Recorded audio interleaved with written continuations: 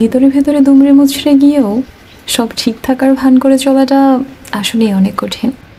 আপনি জানেন আপনার কিছুই ঠিক নাই, তবু আপনার এমনভাবে চলতে হবে যাতে সবাই ভাবে আপনার কিছুই হয়নি, সব কিছু ঠিক আছে। হাসি মুখে কথা বলতে হবে, সবাইকে দেখাতে হবে যে আপনি ভালো আছেন। সবাই আপনার ভালো থাকাটাই দেখে, কারণ আপনি খুব সুন্দর অভিনয় পারেন, ভালো থাকার অভিনয়। এইটা দিনের পর দিন করে যাওয়াটা আসলেই অনেক কষ্টকর। একটা সময়ে থেমে যেতে ইচ্ছে করে, বলে দিতে ইচ্ছে করে আমি আসলে ভালো নেই, শেষ হয়ে গেছি। ভেতরে ভেতরে সেই কবে মরে গেছি আমি, কিন্তু বলা হয় না, বলা যায়ও না আসলে। বলে ফেললেই সমস্যা বাড়বে, মানুষ ভুল বুঝবে, মানুষ ফেলে চলে যাবে।